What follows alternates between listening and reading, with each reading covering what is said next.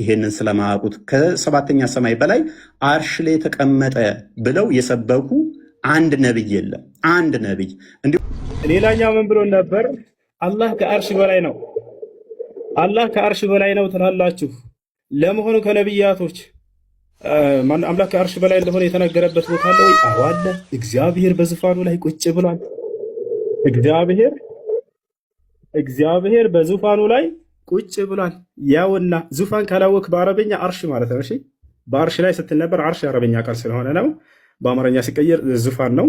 ያውና አምላክህ በዙፋን ላይ ደል ብሎ ተቀምጧል። መጽሐፈ ነገሥት ቀዳማዊ ምዕራፍ 22 ቁጥር 19 ሚልክያስም አለ እንግዲህ የእግዚአብሔርን ቃል ስማ፣ እግዚአብሔር በዙፋኑ ተቀምጦ ያሰላም። እግዚአብሔር በዙፋኑ ተቀምጦ ሌላን ጨምር። መጽሐፈ ዜና መዋዕል ካልዕ ምዕራፍ 18 ቁጥር 18 ሚክያስም አለ ይቅርታ፣ እንግዲህ የእግዚአብሔርን ቃል ስሙ፣ እግዚአብሔር በዙፋኑ ተቀምጦ ያሰላም። ጨረስን ይሄን። ስለዚህ በዙፋኑ ላይ መቀመጥ የፍጡር ባህሪ ነው እያለ አላህ ፍጡር ነው። ስለዚህ አምላክህ መጀመሪያ ፍጡር መሆኑን አምነህ ነው ማለት ነው። አላህ ላይ እንደዛ እየተፈላሰፍክ ያለኸው። እንቀጥል። ሌላኛው ከሌሊቱ 1/3 ሲቀር አላህ ይወርዳል ብሎ የሰበከ አንድ ነቢይ ልታመጣልኝ ትችላለህ? ሳያል ቡካሪ 9ኛው ቮሊም ላይ ሉክ ነቢይ ምን አለ?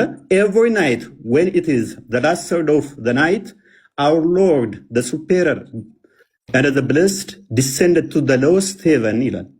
እንደዚህ ብሎ የሰበከ አንድ ነቢይ ልታመጣልኝ ትችላለህ? የነቢያት አስተምሮ ነው ስላልክ አንድ ልታመጣልኝ ትችላለህ? አትችልም። ምክንያቱም ነቢያቶች ይሄንን ስለማያውቁት ይለናል። ማን ነው ከነቢያት አላህ ይወርዳል ብሎ ያስተማረ? ያ በደንብ አድርጎ እግዚአብሔር ይወርዳል። ኦሪት ዘፍጥረት ምዕራፍ 11 ቁጥር 5 ያው እግዚአብሔርም የአዳም ልጆች የሰሩትን ከተማና ግንብ ለማየት ወረደ። ምድር ላይ ግንብና ከተማ ለማየት ይወርዳል እግዚአብሔር ያሰላም። ስለዚህ ምን ብሎ ቀደም የሆነ እንትን አስቀምጧል። አላህ ይወርዳል ከተባለ ስለዚህ ፍጡር ነው አለ። ተመልከቱ፣ አላህ ይወርዳል ስለተባለ ፍጡር ነው ያለ አንድ ሙፈሲር አምጣ ብለህ ወፍ የትም አታመጣም። የማን ነው? የአንተ ፍልስፍና። ነገር ግን ይህንን መስፈርት አንተ የፍጡርነት መስፈርት ካደረግከው እግዚአብሔር ፍጡር መሆኑን አምነህ ነው ማለት ነው የመጣኸው። አሁንም ገብቶሃል አይደል? እያንዳንዱ ለምታነሳው ትችት ሁሉ በመጽሐፍህ ላይ አለፉ። ምናልባት አንተ መጽሐፉን ላታውቅ ትችላለህ። ገብቶሃል? ስለ መጽሐፍ ስለ ክርስትና ብዙ የምታውቅም አይመስለኝም። እኔ አላውቅም ብቻ ገብቷቸዋል። ቢያውቅ ኖሮ ይሄ ልጅ ለትችት አያመጣውም ነበር። ቁርአንና ሐዲስ ላይ ያለውን ያው መጽሐፌ ላይ ያለ እኮ እንዴት ነው ሰዎች ላይ ያለውን ሂጅ ልተች የምችለው ብሎ ያውቅ እንትን ራሱን ይወቅስ ነበር። ገብቷቸዋል። ግን መጽሐፉን አያውቅም። ያው መጽሐፍህ ላይ አምላክ ይወርዳል እኮ ለዚያውም ግንብና ህንፃ ለማየት ምድር ላይ የተሰራ ግንብና ህንፃ ለማየት ይሄ ነው። እና ከዚህ በኋላ ይህንን ባትደግሚው ሌላ ቦታ ላይ ነው። እሺ አላህ 5 ጣቶች አሉት። እነኚህ ፓርቶች በፓርቶች የተገነባ ከሆነ እሱ ፍጡር ነው። 5 ጣቶች ስላሉ ያው 1 2 ብላችሁ መቁጠር ትችላላችሁ። ሳይ ሙስሊም 2786 ኤሌ ታገኙታላችሁ። አላህ 5 ጣቶች አሉት።